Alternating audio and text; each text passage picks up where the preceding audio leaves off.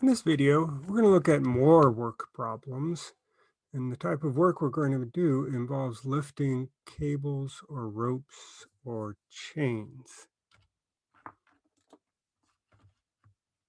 So just a reminder, the idea of work or the concept of work from physics says that if you move an object a distance d parallel to some force field F, like the force of gravity, then the work done is just the force times the distance. So the important thing again is that we can only use this formula when we have a constant force and if the distance is the same for that particular object. So when we're looking at these types of problems, our force field is going to be the force due to gravity, which is really equal to the weight of the object. And just to be careful here, pounds, when we talk about pounds, usually we mean pounds in weight. So we can just use any quantity which is expressed in pounds without doing any conversion.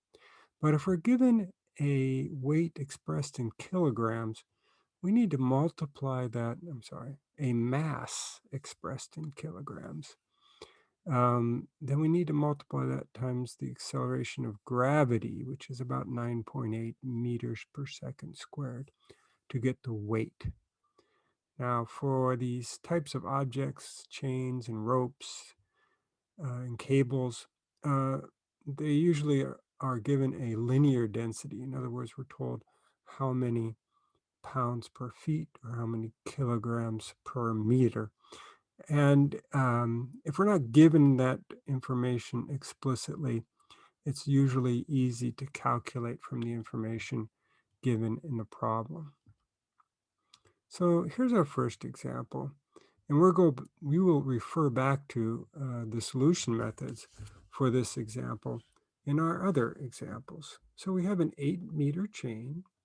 It has a mass of 10 kilograms per meter, and it hangs freely from a winch, meaning that it's not touching the ground. How much work must be done by the winch to haul up the chain? So you have an idea of what a winch is. It's like a spool. The chain gets wound up onto the spool of the winch. And once we wind up a bit, there's no more work done on that part of the chain that is wound up. So let's start with a little diagram here.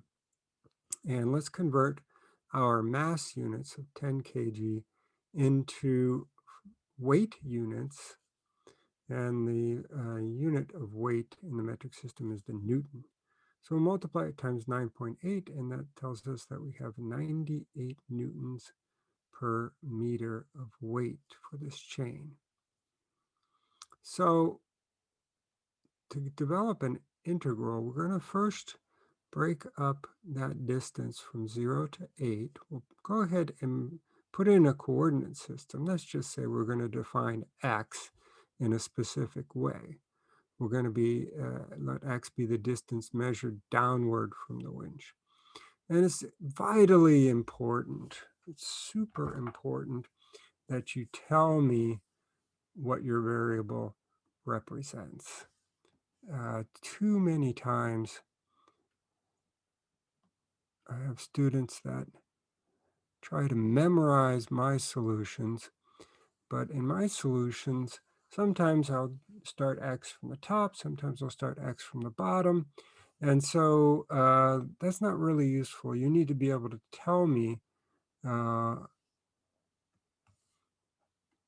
what x represents. So tell me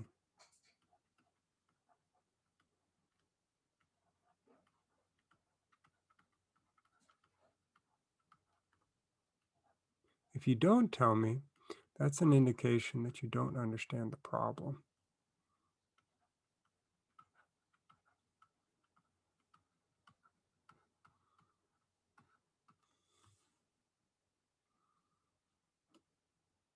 All right, once we've got our coordinate system, of course, we'll break that up into subintervals. And now once we've got these subintervals, there's a couple of ways you can think about this problem. One would be starting from the top, and that kind of physically is intuitive because you've got a winch that's winding up the chain from the top. So it's going to haul up this first little subinterval here, this first delta x of the chain. All right, well, when it's hauling it up, how much weight is it hauling? Well, it's hauling all of the rest of the chain. It's got the distance, which will be 8 feet minus the x sub 1, and you have to multiply that times 98. But it's not hauling it very far. It's just hauling it a distance of delta x. So the work done in just that first subinterval would be the weight times that distance.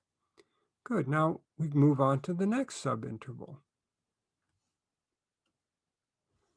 Its weight, well, it's going to haul up the remaining bit of the chain now, but it's only going to move it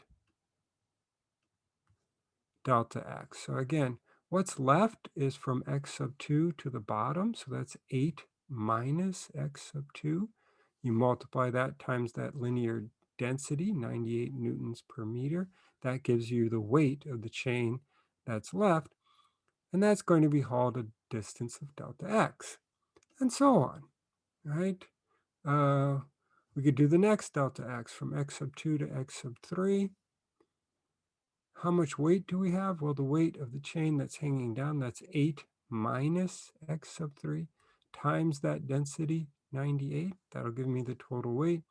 But again, it only gets moved delta x onto the winch. So our work is again, the weight times that distance. So if I continue that for all n subintervals there, I could estimate the work done by adding that up. Now, if I let n go to infinity, then I'll get the integral then from 0 to 8 of 98 times, in parentheses, 8 minus x dx. Now, I don't need to use a u substitution here. I could multiply that out, but I'm going to use a u substitution because it illustrates an important idea. So u would be 8 minus x, du would be minus dx. So dx is minus du. Changing the bounds, when x is 0, u would be 8. And then for the upper bound, when x is 8, u equals 0. So if I rewrite that in terms of u, I'll have the minus sign because of the negative du. And my bounds go from 8 to 0. Of course, I'd like to have my upper bound bigger than the lower bound, so I can swap them, and that also helps me get rid of that minus sign. So a simple antiderivative, which I can then evaluate to get 3,136 Newton meters. Another word for Newton meter is a joule. So the unit joule represents Newton meters. All right. So let's do this a different method where we're going to start at the bottom. Now, what we're going to do here is we're going to imagine that, okay, I'm going to chop off that bottom subinterval and haul it to the top. When I do it that way, my weight is going to be, well, the length is only delta x, so it would be 98 times delta x. But the distance that I have to move that is the whole way, all the way x sub n gets moved to the top. We'll move on to the next. Oh, then my work, of course, will be just that distance times the weight. Move on to the next subinterval. I'm going to chop off from x sub n minus 2 to x sub n minus 1. So the second from the bottom, and I'm going to lift that to the top. That means that the weight is the same. It's 98 times delta x because the length is the same. The distance, though, now is a little bit less. It's only the distance from x sub n minus 1 all the way to the top. So the work is, again, just that weight times the distance. All right, and we can do that with the next delta x. We'll have the same weight. The distance will now just be x sub n minus 2, so now I'm only lifting it a little bit less. And again, my work will be that weight times the distance. And so I can continue that through all of those subintervals. And to get an approximation of the work then, I could say, well, okay, for the ith subinterval, I can see a pattern here that is going to be the work needed to lift the ith subinterval is just going to be its weight times the distance. And so 98 delta x is always the weight, and the distance that it moves is x sub I. So add up all of those to get an approximation for the total work done. So let me just go ahead and replace that with my formula for W sub I. And let n go to infinity, I'll get the integral for the work as the integral from 0 to 8, 98x dx. And we've seen this integral before.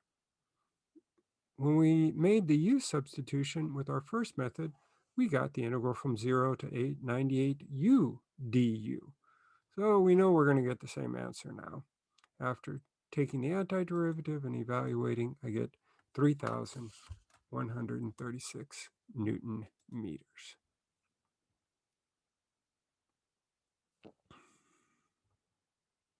So in our second example, we've got 100 feet of rope hanging off the side of the building. And again, in all of these questions, the rope doesn't touch the ground. The rope weighs 2 pounds per foot, and we'd like to know how much work is needed to haul up 30 feet of the rope. So when I say haul up 30 feet of the rope, again, I'm imagining that I have something like a winch or a spool that I'm going to wind up the rope at the top of the building there, but only 30 feet. So 70 feet is going to be left hanging. Well, we can use the idea from method 1, from our first example, where we started from the top. Our weight then would be, well, I'm going to take, starting from the top, I'm going to take the rest of the rope. So it's going to be the length of 100 minus, x sub 1. And I'll multiply that times its density, which is 2 pounds per feet. The distance that it gets moved, though, is only delta x. And that's true for every one of these subintervals that gets moved. So the total weight could be approximated by summing up all of those weights from the subintervals, which means that we get the integral like we got in our method 1 integral in example 1, but now we're only going to 30. So x goes from 0 to 30, not all the way to the bottom of the rope. So let's go ahead and evaluate that without a u substitution. We'll just multiply that out, find the antiderivative, and evaluate it to get a value of 5,100 foot-pounds. All right. Another way we could do this is to think of this in two parts. Since really the bottom 70 feet is just going to get hauled up to the top, but it's not going to be wound up on a spool. It's going to be left hanging there. We can think of that lower 70 feet as a weight of 140 pounds at the end of the 30 feet. And then, so we'll haul up 140 pounds kind of separately, imagining that we're just doing that on its own, ignoring the other 30 feet of rope. But then we'll wind up that 30 feet of rope like we did in example 1. So there's 2 parts here. Hauling up that weight, that's just a weight moving a specific distance through a constant force. So that in that situation, we can just use that the work equals force times distance. So we're going to lift 140 pounds, 30 feet. So we'll take 140 times 30, gives us 4,200 foot-pounds. Now in the second part, we're using method 2. We've already lifted the weight, so it's no longer there. So in fact, let me just emphasize right now by saying that really this weight is no longer there for part 2. We're just going to haul up the rope, 30-foot rope.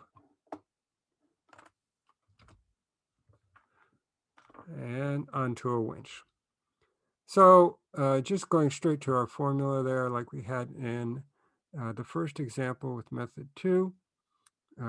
2 is our density, and then we have x dx. So you're going from 0 to 30, and a very simple antiderivative, which we can evaluate to get 900 foot-pounds. Now our total work then would be the work required to lift the 140-pound weight plus the work for the top part. And that's 4,200 plus 900, which gives us 5,100 foot-pounds, which we got with our same strategy that we did the first time.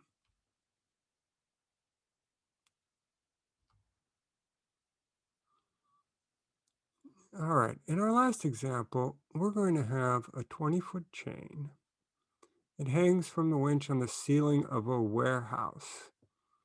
And we're going to assume that maybe the bottom of the chain just is above the bottom of the floor of the warehouse.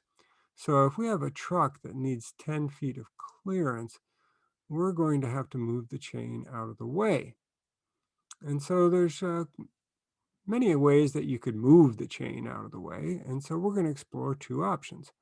One way would be to take the bottom of the chain and then just pull that up to the top. So then the chain is doubled up on itself. And then the second option would be to take, if we have our winch there, let's just wind up 10 feet of the chain. So we only have 10 feet left hanging. And we'd just like to know which one requires less work in the physical sense, right? In terms of the physics definition of work. So in the first option, so I've taken the bottom half, I've taken the bottom link and I've hauled that up to the top. So the chain gets doubled up. Each delta x, so let's think about this, okay? So the very bottom delta x here, this very bottom, you can even think of it as a link in the chain if you want. But that bottom subinterval is going to get moved up to here. And so the way I'm going to think of that is I'm going to move it first to the midpoint, then I'm going to move it to its final resting point. And that might not be so clear. You get moved to the midpoint, but it's the same distance. So this bottom link here is going to be moved up here. The next one gets moved here. And again, if I look at it, if I look at the distance from where it started to the midpoint, and then from the midpoint to where it ends, that's the same distance. And that makes sense because we're folding the chain onto itself. So let's go ahead and look at one more. So I take the third one from the bottom, that becomes the third from the top after I've folded it over. So the distance from the bottom to the midpoint is the same from the midpoint to where its final resting place is. And just to really emphasize, because I have a couple more colors, then the fourth from the bottom becomes the fourth from the top. Oops, a little bit too far there. And the fifth from the bottom becomes the fifth from the top. So that's the key, is that the distance can be thought of in two ways. That we move from a distance from x sub I to the midpoint, all right? And so that'll be, well, it should be x sub I.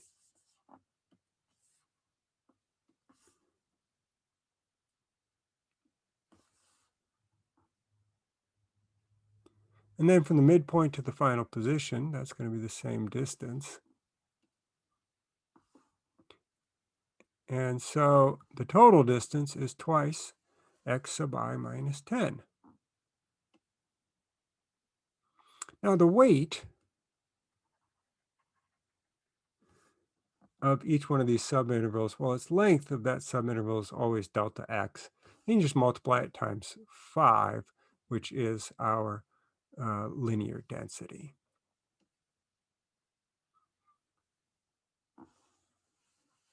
And so our integral then would be, well, I would take the weight, which was 2 delta x. So as n goes to infinity, that becomes 2 dx. And then our distance is always 2 times x minus 10 in parentheses. And then what are my bounds of integration? Well, my x value, can think of it as starting at 10 and going to 20. All right, so I'll go ahead and multiply that out. The 4 will come out in front. I'll have x minus 10 as my integrand. Not hard to find the antiderivative, just use the power rule and evaluate that. To be careful here, I'll need putting 20 in the place of x. I get half of 400 minus 10 times 20. Then I have to subtract off. Putting in the lower bound, I get half of 100 minus 10 times 10. That will give me 4 outside the brackets. The first term evaluates to 0, and then I'll be subtracting a negative 50, so that's a positive 50. And so that's going to wind up being 200 foot-pounds.